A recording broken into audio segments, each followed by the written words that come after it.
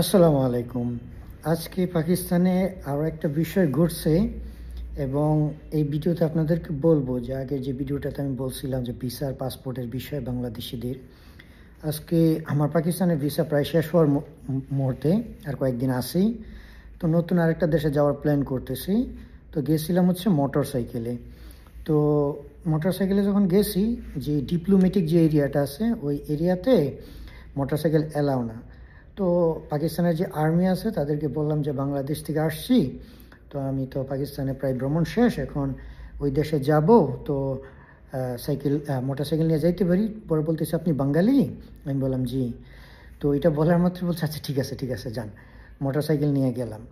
ওইখানে যাওয়ার পরে যে দেশের এম্বাসিতে যাব, ওই দেশের এম্বাসির যে পাকিস্তানের এখানে যে পুলিশ আছে, ওরা শুনে এত সুন্দর বলতেছে কাওয়া কাওয়া হচ্ছে কি জানেন, এই গ্রিন গ্রিন টি আছে না, গ্রিন টির মতো দেখতে। আমি আমার এই কাশ্মীরের ব্লগে দেখাইছিলাম কাওয়া কাকে বলে। ওগুলা পান করার অফার বলছে যে আপনাকে একটা অনলাইন ফর্ম ফিল আপ করতে হবে, তারপরে আধা ঘন্টার ভিতরে আপনাকে ভিসা দিয়ে দিব। তো আমি বললাম যে আচ্ছা ঠিক আছে, যেহেতু আজকে শনিবার, শুক্রবার টাইম ওভার, আমি সামনে আসতেছি, এসে করবো। এইটা পাইলাম। এখন আসি আপনাদেরকে যে পাকিস্তানের যে বিষয়টা যে বললাম ওই দিন, যে ডোঙ্কি বা মানুষ যে বিদেশে যায়, আসলে এর জন্য কি আমরা কাকে দায়ী করব? আমি প্রথম দায়ী করব হচ্ছে সরকার, দ্বিতীয়ত বলবো হচ্ছে আমাদের। এখন আমরা বাধ্য হয়েই তো করতে হয়। এই যে মানুষগুলা, আপনার একটা জিনিস, বাস্তব জিনিস দেখায় যে পৃথিবীর অন্য অন্য দেশের মানুষ যারা ইমিগ্রেশন, ইলিগাল ইমিগ্রেন্ট বা মাইগ্রেন্ট, যারা হচ্ছে বর্ডার ক্রস করে অন্য দেশে যায়, যাওয়ার পরে অ্যাসাইলাম নেয়, ওই দেশগুলোর মধ্যে বাংলাদেশ, নেপাল, তারপরে আরও অল্প একটা দেশ আছে। এই দেশের মানুষ যদি অবৈধভাবে ইউরোপ সহকারে অন্য অন্য দেশগুলোতে যায় না, তো ওইখানের স্থানীয় মানুষগুলা, বিশেষ করে আমাদের বাংলাদেশি হোক, নেপালি হোক, ভুটানি, ভুটান তো যায় না, মানে আমি যাদেরকে জানি আর কি, এই দেশগুলোর মানুষকে মন্দভাবে নেয় না। কেন? আপনি দেখেন আমাদের দেশে যারা মানুষ যায়, ইতালি বলেন বা আমেরিকা বলেন, ওরা গিয়ে কিন্তু প্রচুর শ্রমজীবী মানুষ কাজ করে। আমাদের যারা বিদেশে যায় তাদের কিন্তু আপনি দেখবেন যে তাদের ক্রাইম রেট খুবই কম। কিন্তু এমন কিছু দেশ আছে যে দেশ থেকে তারা যাওয়ার পরে ওই দেশে গিয়ে মাইগ্রেন্ট অথবা অ্যাসাইলাম সিকার কিংবা শরণার্থী হিসেবে যে পেপার নেওয়ার পরে তারা যে দেশে থাকে, ওই দেশে গিয়ে কিন্তু প্রচুর বিভিন্ন ধরনের ক্রাইমের সাথে রিলেটেড। সেই ক্ষেত্রে আমাদের দেশের মানুষের অত্যন্ত ভালো, তারা যায়, যাওয়ার পর একটা ভালো জীবনে আসার জন্য যায়, ভালো ইনকামের জন্য যায়, এই জন্য। এখন প্রশ্ন হচ্ছে কি জানেন, যে আমি একটা কমেন্ট পড়ছিলাম একজনের, ওইটা পড়ে আমার মানে ওইটা পড়াতেই মানে আমার বিষয়টা মনে হয়েছে, মানুষ কেন ইলিগালি যায়? লিগালি কিন্তু অনেক খরচ কম, কিন্তু ইলিগালি এমনও মানুষ আছে যারা 2 বছর, আমি যখন সৌদিতে ছিলাম কয়েকজনের সাথে আমি গল্প শুনি না, আমারই চোখে পানি চলে আসছে। ওরা বলল যে আজকে প্রায় 1.5 বছর 2 বছর হয়ে গেছে ইতালির জন্য, এই দেশের জন্য, সেই দেশের জন্য আমরা পাসপোর্ট ভিসা দিয়ে রাখছি, ভিসা হয় না। তো মানুষ মানে অতিষ্ঠ হয়ে তারপরে মনে করেন প্রচুর টাকা পয়সা খরচ করে এই রকমের অবৈধ পথ বেছে নেয়, এবং অবৈধ পথ অনেক রিস্কি। তার উপরে আর অনেক অনেক বিষয় থাকে। আজকে বিশেষ করে পুরুষ মানুষ, দায়িত্বশীল পুরুষ মানুষ, যারা যারা দায়িত্বশীল, আমি অদায়িত্বশীলদের বলতেছি না, তারা আসলে মানে নিজে বাঁচার জন্য, পরিবারকে বাঁচানোর জন্য, একটু স্বাচ্ছন্দ্যবোধ একটা জীবনযাপন করার জন্য এত বড় বড় রিস্ক নিয়ে তারা যায়। এই জন্য মানে আমি এইটা বলবো না যে তারা যেভাবে যাচ্ছে একেবারে খারাপ, তাদেরকে বলা যাবে না। কিন্তু ওই যে ওই ভিডিওটাতে বলছে যে তারা বাঙালিকে দেখতেই পারে না, তারা বাঙালি শুনলেই মানে ইয়ে করে, হয়তো বা তাদের সাথে রুড বিহেভ করছে।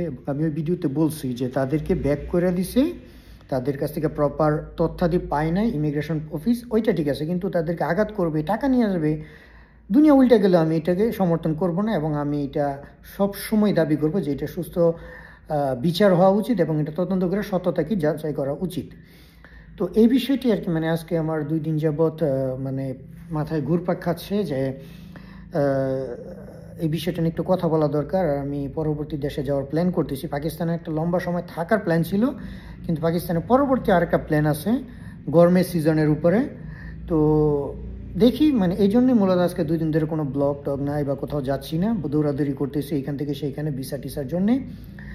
আর ওই যে বললাম যে সোশ্যাল মিডিয়াতে আমি এই জন্য বলতে চাচ্ছি না, কারণ আমার পাসপোর্ট দুর্বল। এই যে আজকেও আমাকে, যদি আমি অন্য দেশের ভালো একটা পাসপোর্ট থাকতো আমার, তাহলে তো আমার ভিসাই নিয়ে টেনশন করা লাগতো না। আমি এই যে মাত্র আমার মরক্কোর ফ্রেন্ড, তারপর হচ্ছে ফিনল্যান্ডের একজনের সাথে কথা, ওই ভিডিও রেকর্ড করার আগে তার সাথে কথা বলতেছিলাম ওই সুদান এবং মিশরের বিষয় টিষয় নিয়ে আর কি, যে ওখানে তো যুদ্ধ চলতেছে, তো ওখানে সাইকেল নিয়ে কীভাবে কভার করতে পারবো এই সকল বিষয় নিয়ে তথ্যাদি কথা হচ্ছিল। তো দুর্বল পাসপোর্টে পৃথিবী ভ্রমণ করা অনেক চ্যালেঞ্জিং। এখন আমি যদি এইটুকু বলে দিই সোশ্যাল মিডিয়াতে যে কীভাবে ভিসা নিতে হয়, তাহলে মনে করেন ওই যে যারা মানে যাদের ইচ্ছা হচ্ছে যে একটা ভালো জীবন তারা চায়, কিন্তু যে পথ অবলম্বন করবে সেটা হচ্ছে অবৈধ, মানে সেটা অফিসিয়ালি বৈধ না, ওইটা মনে করেন রিভিল্ড হয়ে যাবে, ঠিক আছে? তখন মনে করেন আমার পাসপোর্টের অবস্থা আরও দুর্বল হবে। এই জন্যই মূলত আপনার মানে এই জিনিসটা একটু ভাঙ্গা বলার জন্য যে পাকিস্তানের আরেকটা বিষয় যেটা আপনাদের মানে বলা উচিত, যে পাকিস্তানের মানুষ এখন কেন বাংলাদেশিদেরকে এত সম্মান এত ভালোবাসতেছে, তার কারণ হচ্ছে কি জানেন? যে একটা সময় আপনি যাকে ধরেন, সাধারণ আপনাদের একটা মানে এক্সাম্পল দিই, ধরেন এইটা আপনি আর এইটা হচ্ছে আপনার ভাই বা আপনার নিজের লোক বা আপনার পরিবার। এখন আপনি দেখতে ভালো ছিলেন, আপনার অর্থনৈতিক অবস্থা ভালো ছিল, সব কিছু দিক দিয়ে আপনি মানে এইটার থেকে ভালো এইটা ছিল। কিন্তু যখন আপনি রিয়েলাইজ করছেন একটা সময় যে এইটা কষ্ট করতে করতে করতে করতে এইটার থেকে আগায় গেছে, অর্থাৎ বাংলাদেশ কত আগে চলে গেছে। আমি যখন পাকিস্তানিদেরকে আমি বলি, পাকিস্তানিরা যখন আমাকে বলে যে কোন সে পয়সা মেঙ্গা মানে কোন দেশের টাকা, হ্যাঁ, কোন সা মুল্ক কা পয়সা মেঙ্গা কোন দেশের টাকার মান বেশি, তখন আমি যখন বলি যে আপনাদের 1000 রুপি আমাদের 400-420-30 টাকা এরকম, তখন মানে পাকিস্তানের মানুষের ভিতরে মানে একটা জিনিস রিয়েলাইজড ফিল করে, তারা এটা উপলব্ধি করে যে দেখো বাংলাদেশ, অনেকে আমার বলে সব কিছু তার ভিডিওতে দেই না, পলিটিক্যাল বিষয় নিয়ে কথা বলে, ওগুলো তো দরকার নেই, কারণ আমি একজন ভ্রমণকারী আর আমার এমনি তো আমাদের দক্ষিণ এশিয়ার রাজনীতি পছন্দ না, কারণ এখানে মানুষের ভিতরে শুধু রাগ, একে অপরের প্রতি রাগ টাগ এগুলা থাকে, এই জন্য আমার রাজনীতি জিনিসটি আমার একেবারে অপছন্দ। তারপরে আপনার এইগুলা বলার পরে তারা এখন রিয়েলাইজ করতেছে, তারপরে এই যে আমাদের যে ছাত্র আন্দোলনের পরে এরকম কিছু হয়েছে, তো এটা পাকিস্তানে একটু এফেক্ট করছে, এফেক্ট করার পরে পাকিস্তানের মানুষ একটা জিনিস বুঝতে পারছে যে বাঙালি বা বাংলাদেশি কি জিনিস। এরপর থেকে মানে তাদের অন্তরে মানে একটা বাংলাদেশ সম্পর্কে একটা ভালোবাসা এবং একটা সম্মান সব কিছু।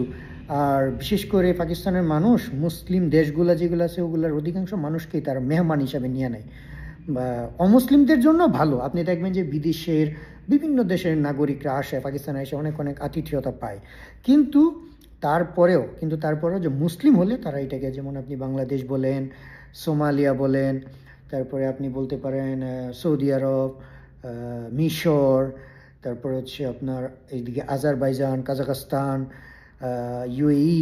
ইউএই, সৌদি, তাদেরকে তারা মানে একজন বড় উচ্চমানের ব্যক্তি হিসেবে দেখে। এখানে আসলে মনে করেন আপনার গলায় মালা টালা দিয়ে তারা সম্বর্ধনা করে।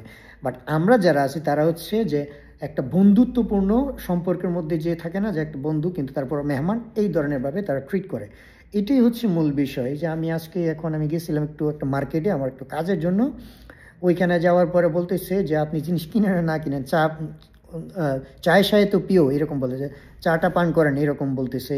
মানে যখনই আমি বলি যে ভাই বাংলাদেশ থেকে আসছি আমার এইটা, এখন একটা বিষয় হচ্ছে কি জানেন, যে আপনাদের কাছে আমি একটা ছোট্ট বিষয় শেয়ার করি, আপনাদের ভালো লাগবে। সেটা হচ্ছে যে আমি আজ থেকে যখন প্রায় প্রথম যখন আমি আফ্রিকা ভ্রমণ করতাম, আপনি যদি আমার আফ্রিকা প্রথম ভ্রমণগুলো দেখেন তাহলে দেখবেন যে আমি শুধু হাইওয়েতে সাইকেল চালাইতাম।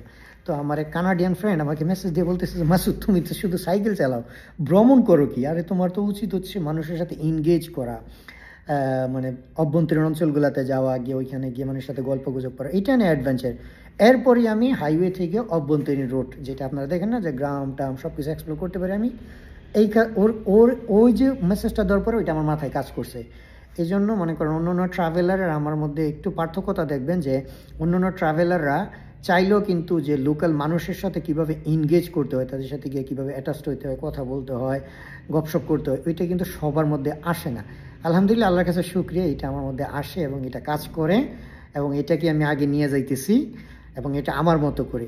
এই জন্য মানে আমার ভিডিওতে আপনি মানুষের একটা আতিথেয়তার যে মনোভাবটা এটা একটু বেশি দেখতে পান।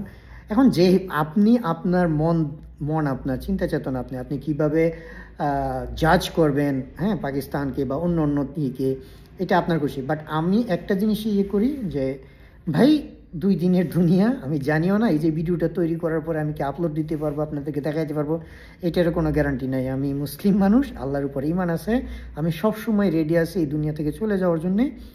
এই জন্য আমি আপনাকে বলি যে আমার ভিতরে কোনো গ্রিনাটি নেই, এগুলো নিয়ে আমি বইয়ে থাকি না। হ্যাঁ, আল্লাহ নিয়ে যাবে, তাই এইটুকুই বলতে চাই যে শুধুমাত্র ভালোবাসা এবং ভালো জিনিসটাই তুলে ধরার চেষ্টা করব। টুকটাক তো মন্দ হয়ই ভাই। কেনিয়াতে এত সুন্দর ভ্রমণ করছে, 2-3টা দুর্ঘটনা ঘটতেই পারে। আমার ঘরের ভিতরেও দুর্ঘটনা ঘটতে পারে। এই দুনিয়াতে আপনি কোনো গ্যারান্টি দিতে পারেন না। আমাদের নবীজির একটা হাদিসই আছে, জানি না হাদিসের সত্যতা কতটুকু, বাট আমি নিজে মাদ্রাসায় পড়ছি সময় এই হাদিস মুখস্থ করছি। আর দুনিয়া সিজনুল মুমিন ওয়া জান্নাতুল কাফির। এটার একটা উত্তর হচ্ছে এটি যে মুসলমানদের জন্য এটা একটা কয়েদখানা বা জেলখানা বা একটা পরীক্ষাগারের মতো, আর অমুসলিম যারা যারা অবিশ্বাসী তাদের জন্য এটা একটা জান্নাতের মতো, বা তাদের জন্য এটি হচ্ছে প্যারাডাইস, এরকম কিছু আর কি। তো এই জাতীয় বিশ্বাস যদি আপনার ভিতরে থাকে তাহলে আপনার চিন্তা চেতনা অন্যরকম হবে। পাকিস্তান আমার সাইকেল ভেঙে গেছে, ভাঙতেই পারে, স্বাভাবিক, ভাঙবে গড়বে, এটাই তো দুনিয়া। যতক্ষণ দুনিয়াতে আছে এটা তো আর জান্নাত না যে এটার মধ্যে কোনো মৃত্যু নাই। তা আশা করি আপনারা বুঝতে পারছেন, এবং চেষ্টা করব যে সামনে ব্লগ আপলোড করার জন্য প্ল্যান করার পরে। সবার কাছ থেকে আল্লাহ হাফেজ।